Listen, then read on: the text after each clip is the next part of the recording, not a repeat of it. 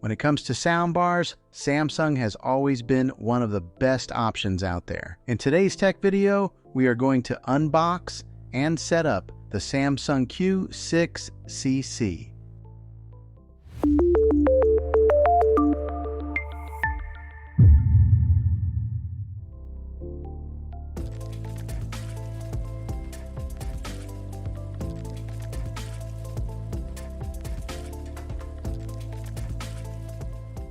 Okay, so here's the front of it, and on here you'll see where it's got the branding nameplate.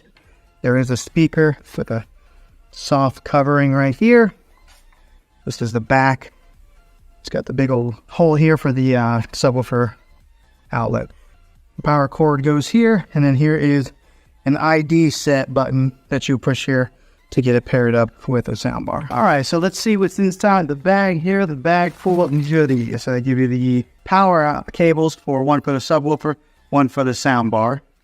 And good, they give me an optical cable here. I was kind of wondering that if I was going to have to order this separately, because a lot of times some of these companies will save costs by not sending you the right cables that you need. But here's the optical cable that I'll use to tie this in directly into the TV. Here's the other end of the power plug in the soundbar.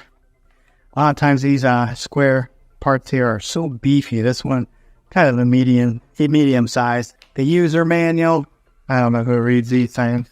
Okay, 2 angle brackets here to mount the soundbar if you were going to mount this onto the wall. I have a tendency of losing these things, but I'm going to be setting mine on the console underneath the TV right there, so I won't be using this. This right here is another part of the mounting bracket that kind of helps support, push it out from the wall. Some more nuts and bolts if you were going to hang it onto the wall. And now here is the remote. I'm always interested to see what the remotes on these things look like. Batteries. I always get these off the wall mainframe batteries. This one's called Mustang. Who's ever heard of that? Why can't they send me like a Duracell or Energize? Now the remote looks similar to the TV remote that I had, the Samsung TV remote. Let me show you the difference. Here is a TV remote right here, soundbar TV.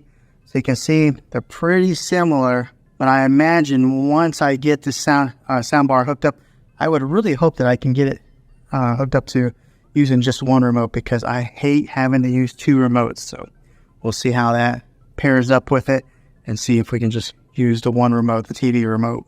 I'll go ahead and put the batteries in to the soundbar remote. Okay, everything's unboxed here. I'm going to go ahead and get all the power cables hooked up into the subwoofer and the soundbar and get it up there and get it plugged in and get it set. Okay, on the back side of this, there is a USB output. There's an auxiliary in output, a digital. This is where the optical cable is that I will be using to be plugging in from here into a TV. And on the other side here, they got an HDMI in, and then they've got the TV arc out. So this is another HDMI arc out, and then right here is the power outlet, DC, 24 volt. This is all on the back side.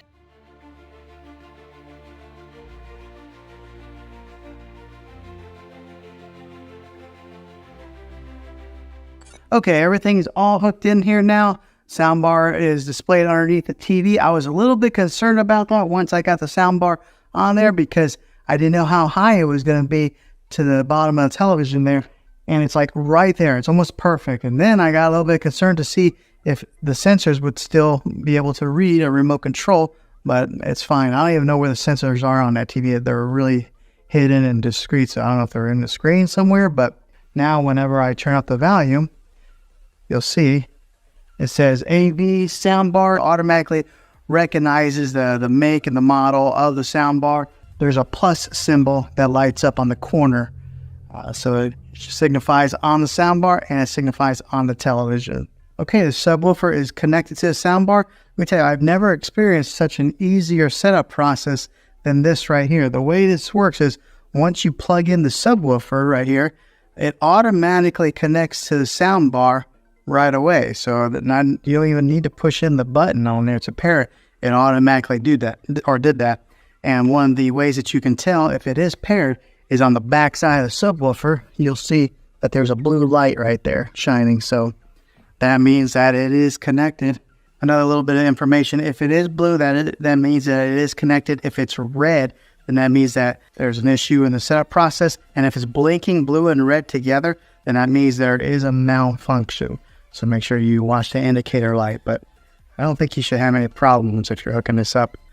Seems simple enough. Now you are able to hook this up wirelessly via Bluetooth, but I mean, if they give you one of those optical cables, I really recommend to go direct line in.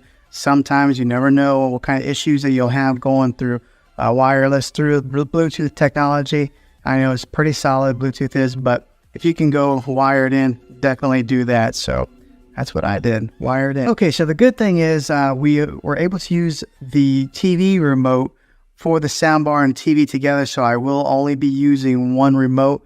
No need to have two different remotes, one to run a soundbar or one to run a TV. Everything will be accessed through this one right here. This is a TV remote, so I like that. Less remotes is better. Okay, so we're going to do a little sound test to give you guys, I know it's going to be hard for you guys to really tell, maybe, depending on what kind of sound system that you have, if it's coming through your computers. But I'll give you guys a little test of what it's going to sound like.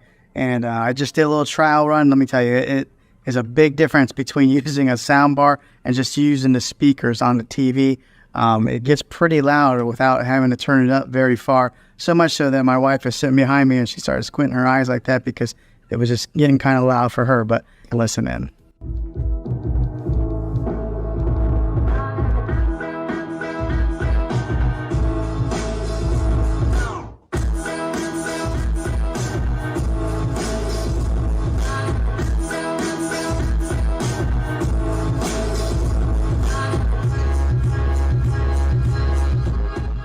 Okay, so that sounded pretty good. I'm very pleased with this purchase so far. Sounds like it's going to be a really good soundbar. Now, something to note here, the bass there pushes out through the back. In my particular surroundings, I've got it on a cornered wall right here. But when it pushes out, it kind of travels up, so we could hear the bass really well. I know everybody's environment is going to be a little bit different. I do have a higher ceiling, so some of the sound that comes out from the top of the speakers is going to have to travel up quite a ways to kind of fill the room, but it does push out from the ends here. We can hear that perfectly fine. So if you do have a lower ceiling, you should be able to hear it and get all that rich sound that comes from this sound bar. But yeah, it's pretty easy to set up and it sounds fantastic.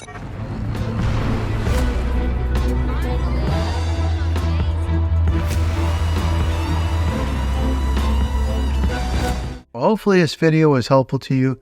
If it was, click a thumbs up on this. Go ahead and subscribe to my channel. I make tech videos all the time, and I would love to have you back in the next one. Take care.